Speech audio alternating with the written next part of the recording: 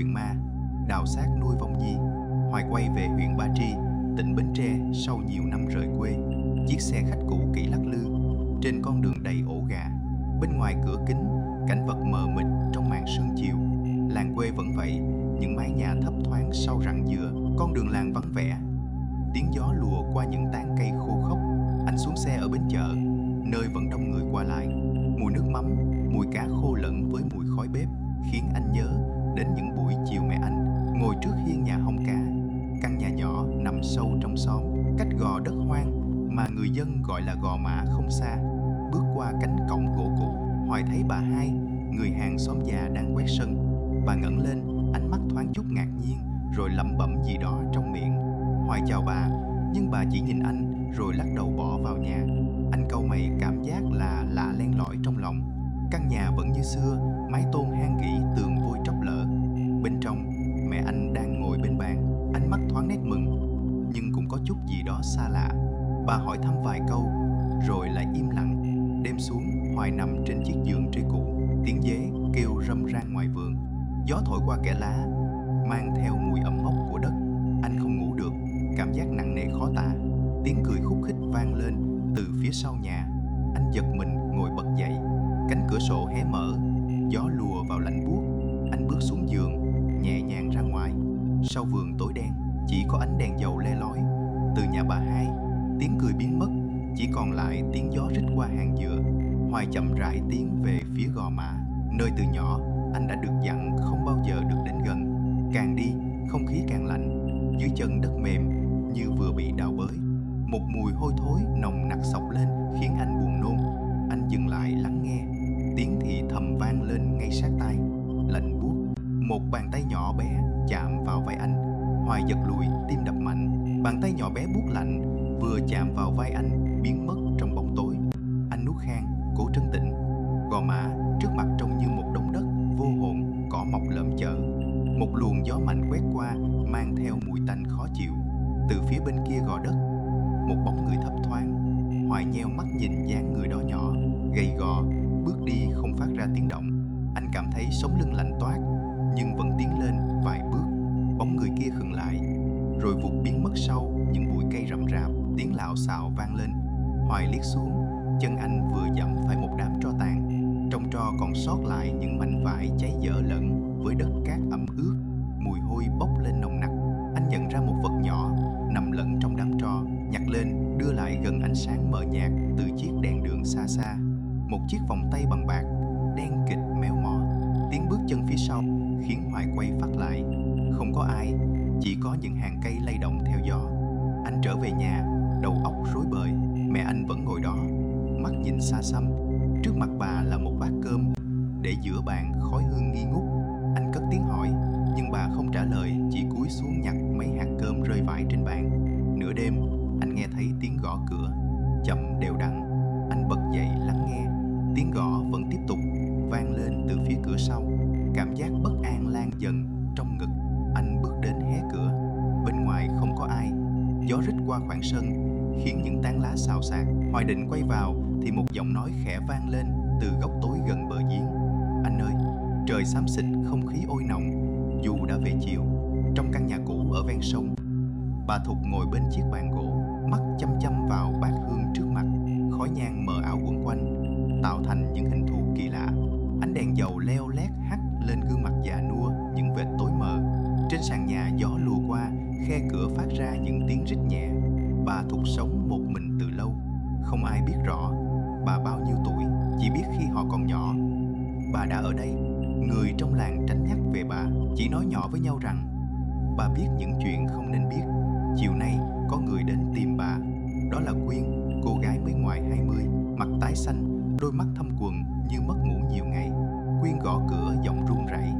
Cánh cửa cũ kêu ken két mở ra. Bà Thục nhìn cô từ đầu đến chân, rồi lặng lẽ bước vào trong. Quyên ngồi xuống, hai bàn tay siết vào nhau. Cô hạ giọng kể về những cơn mộng mị dai dẳng đeo bám suốt cả tháng nay.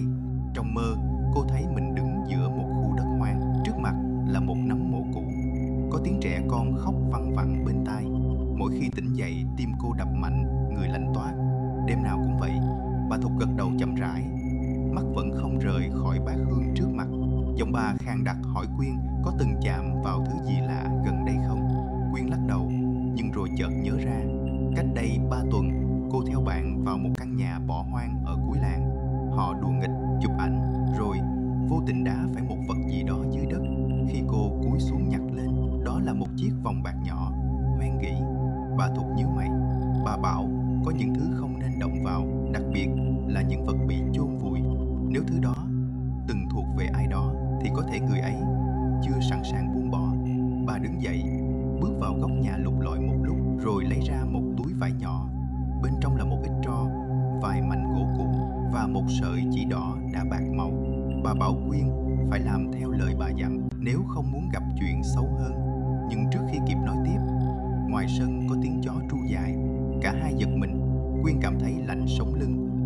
Bà Thục nhắm mắt, lẩm bẩm một câu gì đó. Không khí trong nhà bỗng trở nên nặng nề.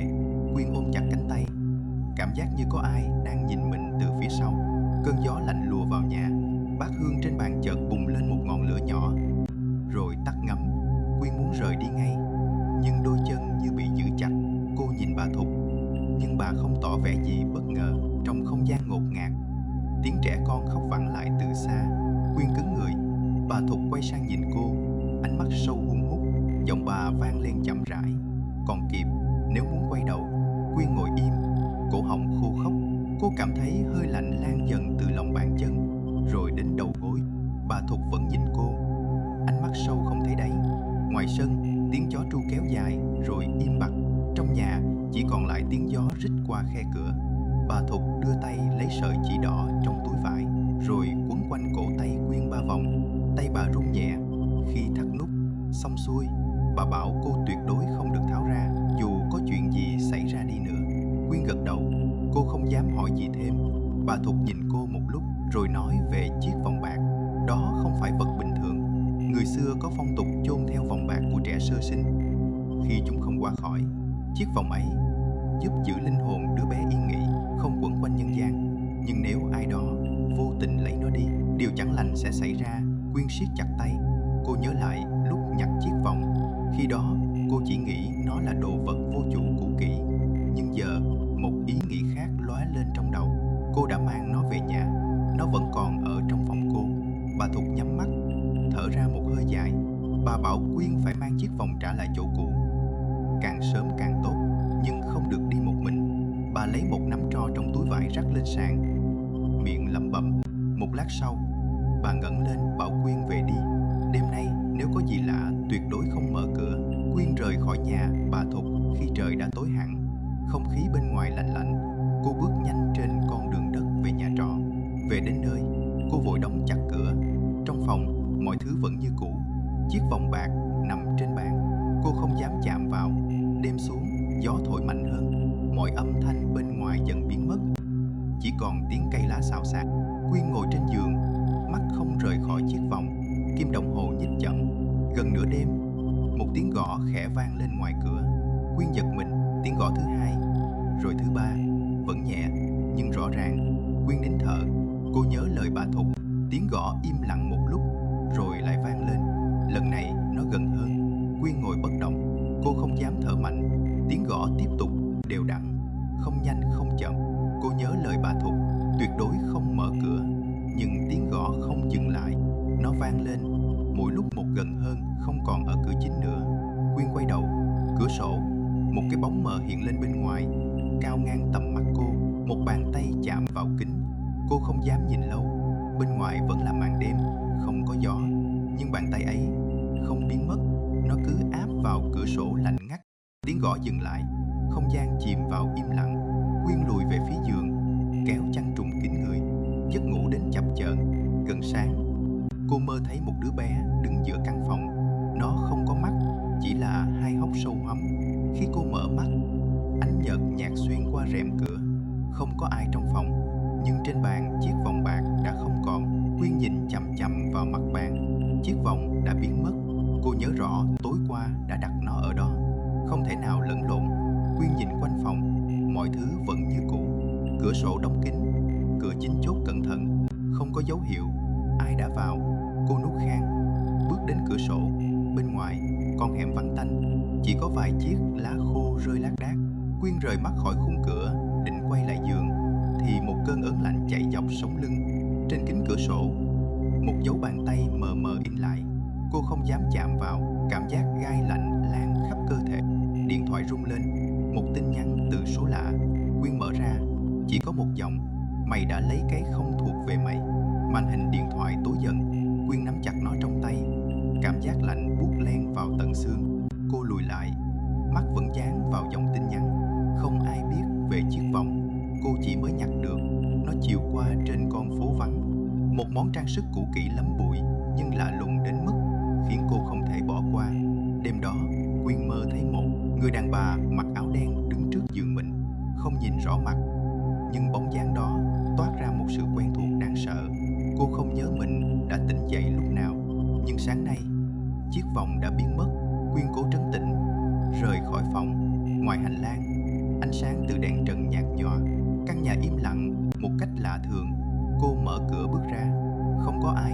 Nhưng khi cánh cửa khép lại sau lưng, một tiếng thở dài khe khẽ vang lên từ trong phòng.